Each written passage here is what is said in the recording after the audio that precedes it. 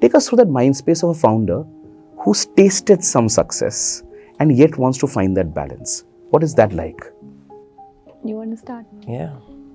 So I think like how it works is that if you know the goal and the goal is really large, this seems like success from, like the benchmark of success is really high. So this is not close to that at all. And so it's about where is the benchmark and Who defines the benchmark? So for me, how the benchmark has evolved over time. When I was in Kullu, the benchmark was very low. If I got 95 marks out of 100 in my exams, that was success. That was like super success, yeah. Yeah. And I got a chance to go to Harvard, and I remember being there and having breakfast with somebody who went on to swim for the Olympic team. Wow. And at social get-togethers, you would meet people who are not just at Harvard, but they're also running a $20 million revenue business. So your benchmark of success totally changes because of exposure. Yeah. And exposure doesn't have to be going and sitting in Harvard. It can be from reading books. Sahi baat hai. But exposure changes, benchmark of success changes. So what Is it because you're saying exposure also changes mindset and therefore perspective, and therefore as your perspective becomes relative to the situation and circumstance, the goalpost keeps shifting? Is that one takeaway that maybe a lot of our audience can consider? 100%. I would attribute, so I have a small story. I am from Kullu. Take us through that.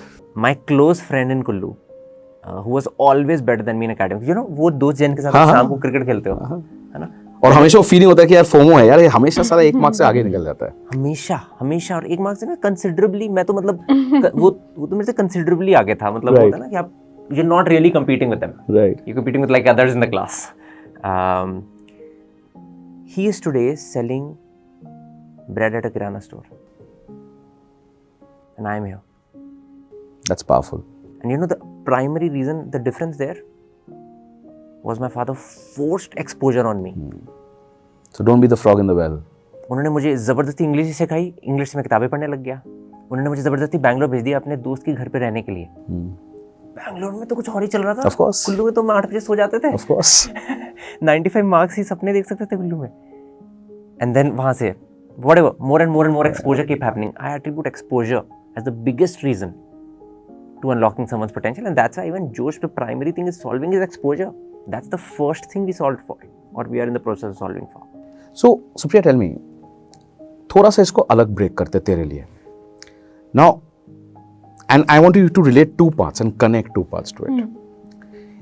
In your journey of building Josh, we've seen so many people come on this platform, come on these sets and talk about their journeys, and not necessarily that they were all achievers, but a lot of them who were hustlers and strugglers and came from extremely underprivileged backgrounds, but still made something in their lives, right?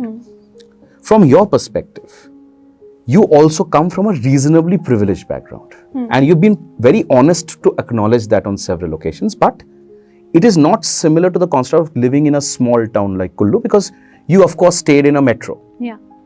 But when you try and match these two things together, your mindset of growing up while you were growing up versus when you decided to dwell into this business together, where you every day see a lot of underprivileged achievers trying to build in together. How do you marry the two to say that there is no conundrum?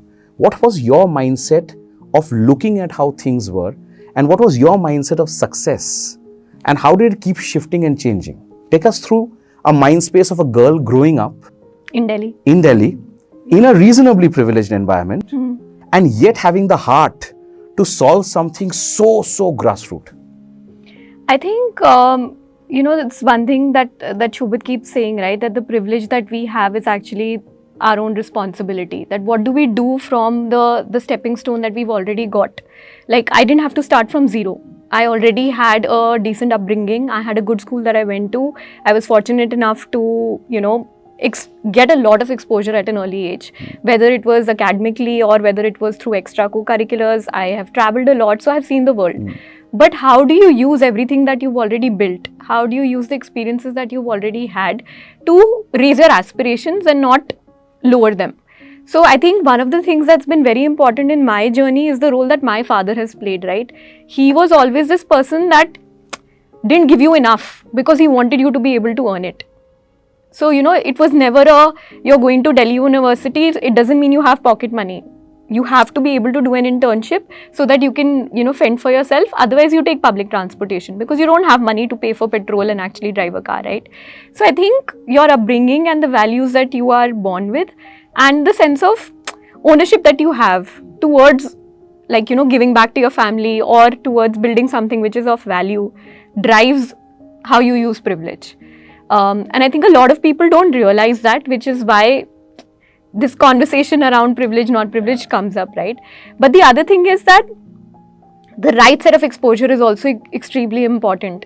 Even though I got the right kind of education, I went to Delhi University, I was doing BCom honors, studying to be a chartered accountant, but that's because the exposure that I got was limited to that, if you've done business in school, if you've taken up commerce, then you take the route of either doing a CA or a CFA. The usual verticals. Absolutely. You do a desk job. My goal was to make partner at a Big Four.